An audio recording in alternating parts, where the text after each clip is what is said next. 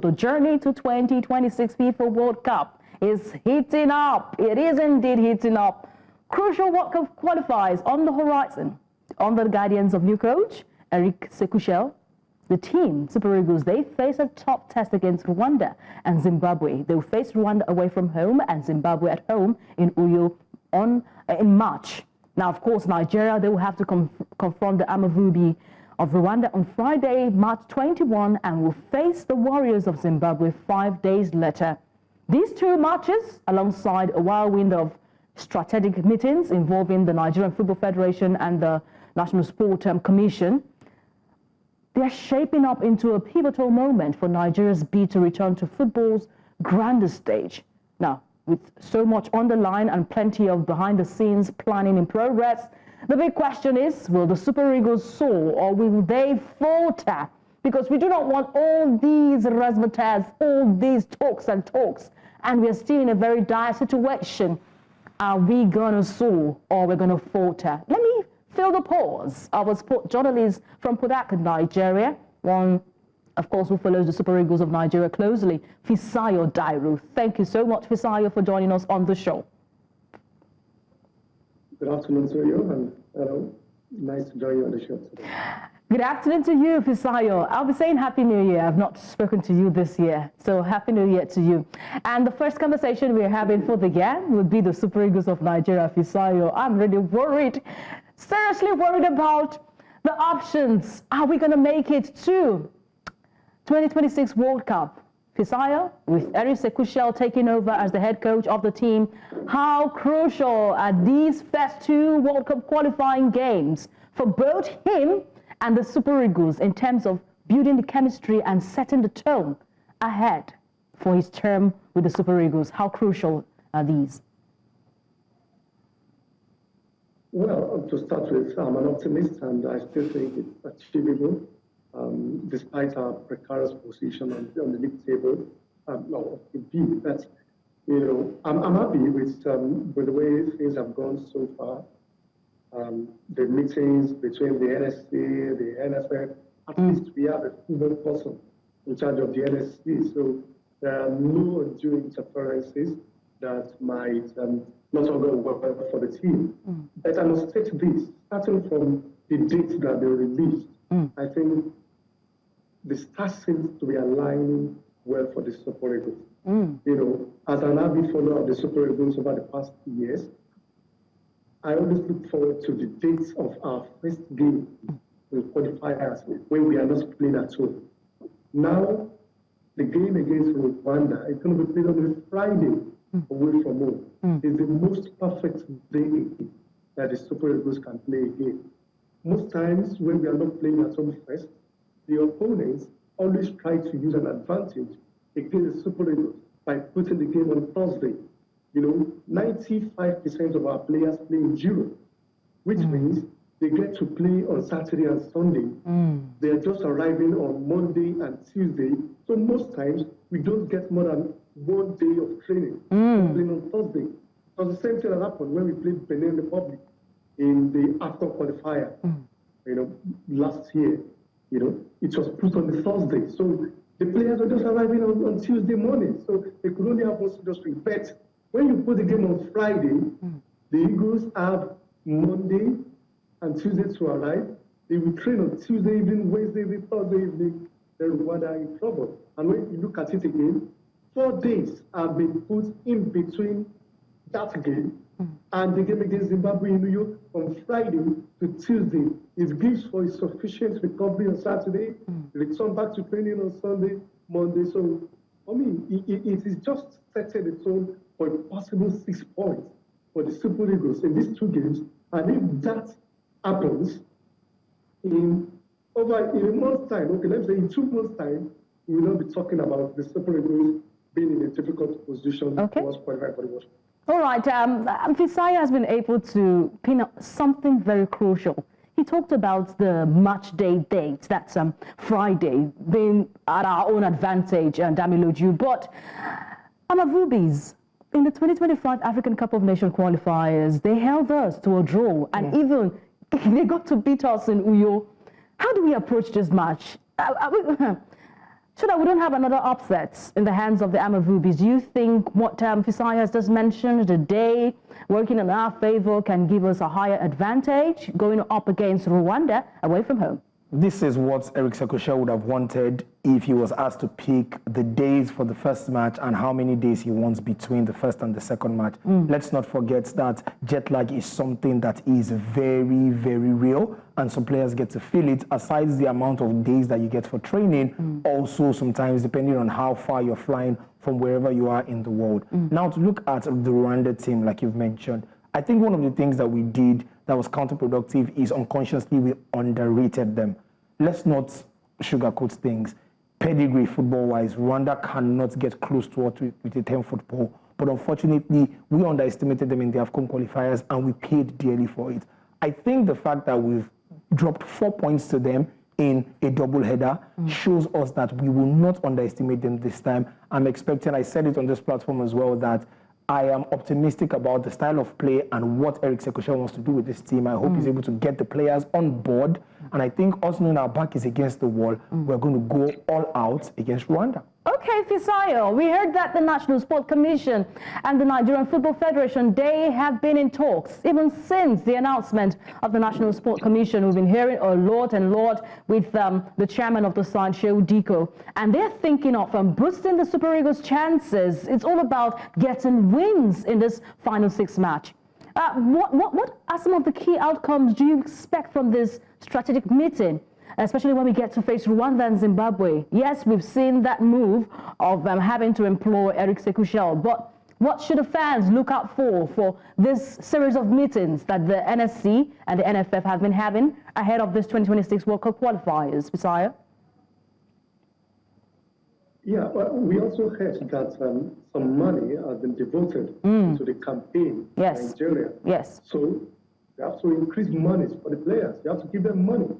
The one unfortunate thing that has been in Nigerian football in the past 4-6 years is the fact that we owe Super Eagles players money too much. We believe that these guys are millionaires, so we can pay them whenever we want. No. Pay them the match bonuses as and when due. So going to the games, I learned that some bonuses have been paid in the last 1 month, but I do not specifically know the particular games. Because these guys have been on for over a year or so thereabouts. So what is left to do? We have a good date. We have a substantive foreign coach. If you say that the players are not comfortable now, local coach or whatsoever, yes, we have everything in place. So the remaining thing there for them to do is to add more money for the players. Qualifying for the World Cup will fetch the NFF lots of millions in dollars. They know that. That's why they're always desperate to qualify for the World Cup. So can you dip into that pause in advance, especially now that we had a trust fund from the government to make the NFF. Apart from the NFF and Sport Ministry, if we qualify for the World Cup, there will be a delegation from the government. It's a jamboree, whether we like it or not. A lot of people want to cash out. So if you really want to be at the World Cup in the United States of America or Mexico or Canada, stop paying the money for the guys now. Add to their money and add to their bonus and pay them. Even immediately, maybe they get to reach Rwanda in Kigali, which I believe is possible. And they land in New York, give them their money. Even I had up Ukraine against Zimbabwe on Tuesday, and you see miracle, you see magic. That's how it is for me. That's the miracle that when they tire Jesus, when it comes to money. And the emotions at which you're speaking, Fisayo, it seems you're a financial manager for one of the players, but I understand you. Pay them! Pay them, please. But I know that we're all waiting for the first list that Éric Chelle will have to, release ahead of these qualifiers. I want to fix my gaze on players. Now, which of the players do you think should step up? We know we're not doubting the fact that some players need to step up in the Super Eagles squad. Which of these players do you think should step up ahead of these qualifiers, especially under the new coach, Éric Chelle, and his influence? Are there any emerging talents? You follow the MPFL? Are there emerging talents you want to see him give a chance, for these games? Well, I think first, I've been telling people this thing for months now. The first player that Éric Chelle needs to play is that Victor Osimhen is available for these 2 games. Why do you say so? We played 4 World Cup qualifiers. We have not won any of those games. Yeah. Yes. Guess what? Victor Osimhen has not played any of those games. Yes. Yes, indeed. Oh, after Victor Osimhen. Handful for any team in the Okay, he's back. 4 strikers in the team. And they make substitution, but they know they cannot remove Osimhen from games. If they're not the game by 3 goals. So the first player is Éric Chelle. Pray that Osimhen is available.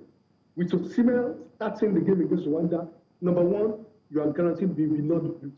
And then the next thing is trying to win from there. Then secondly, the players that need to step up are the Lookman. In all these games that Osimhen have not played, there were always Lookman. But the performances were not there. So you need Lookman to also be at the peak of his power. And then thirdly, your question, a home-based player that I hope we get a look in is the captain of Remo Stars, Nduka Jr. Why? He's a centre-back, and at the moment, we have a central defensive crisis. We have a lot of our players are injured. I do not trust William Klus-Tekong, especially if you are not playing the back 3. He's been playing his football in Saudi, he's on the other side of 30, so he needs to add a young player, which is Junior Nduka. All right, I know there are other players that we need to also charge them to step up their play, their contribution to the team. I know that the cities were already getting hot for the likes of Kelechi Iheanacho, who had to leave Sevilla and then move down to Middlesbrough. He needs to play. That's what it's all about. With the pressure mounting for players like Victor Osimhen to step up for us, Wilfred Ndidi, after returning from injury, we should have him. Kelechi Iheanacho, yes, we need to have him also. But Damiloju, away from these players, which other do you think we should give a look in? Yes, we saw Onuachu come up for Southampton. We saw Aribo also for Southampton scoring, of course, last weekend. At this time, do you think they should get a look in? And remember that also Leon Balogun says, I'm down right now, I'm not out. So I still, if you invite me, I would come. Do you think they should get a look in? I think definitely Paul Onuachu and Joe Aribo in recent weeks must have done very well to put their names in the mind of Éric Chelle. Another man I want to see in the Super Eagles fold is Cyril Dessers. Cyril Dessers has been doing brilliant things for Rangers. Before I even get to some other names that have not gotten the call-up, I'm not going to mention players that have not gotten the call-up. People like Tolu Arukudari that have never gotten the Super Eagles call-up. I'm talking about people that have been around the Super Eagles squad and are in good form. I'm expecting Alex Iwobi to bring the form that he has been showing in Fulham to the Super Eagles. Sometimes he just seems to wilt and go quiet in the Super Eagles midfield. These are the players I expect. It can't always be about Osimhen and Ademola Lookman. Yes, they have to bring the goals, but the rest of the team has to chip in as well. All right, Fisayo, before I let you go, I've got one final question. Heading up to the 2018 World Cup, we heard about that bilateral relationship with Qatar, but at this time, we don't hear it right now. But do you think that these players, they are aware of the country's expectation on them, the fact that we've got a pride to cover, we've got a pride to shield? Do you think these players are really aware that these 6 games is win or nothing? Win or nothing? Are they aware? The players need the World Cup more than Nigerians. That's a fact. Number 1, they are professional players, and no professional player goes onto the pitch to lose a game, even if it's a friendly game. But we're talking about some of the best players in the African continent that have never played in the World Cup final. Victor Osimhen has never been at the World Cup. Ademola Lookman has never been at the World Cup. Where will they be in 2030? They will be at the twilight of their careers. So it's now or never. Iwobi, yes, has played at one World Cup, but he was a bit past player in 2018. Now he's in the peak of his powers. So these players, they need it more than the fans. So if, like I said, I only want things to be on the right path. That's why I said the stars are aligning for us. We are going to play the game when the guys are, when they are fit, when they are in form, and then the scheduling has favored them so far.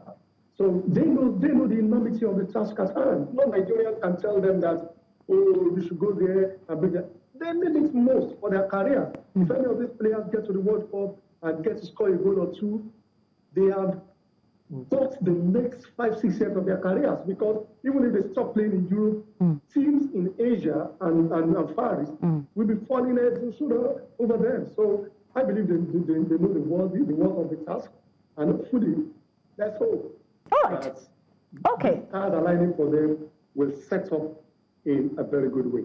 I'm hoping that they have the same drive like you've just mentioned. Thank you so much, Fisayo Dairo, for joining us and sharing your thoughts on the show today. We do appreciate them. Thank you for having me.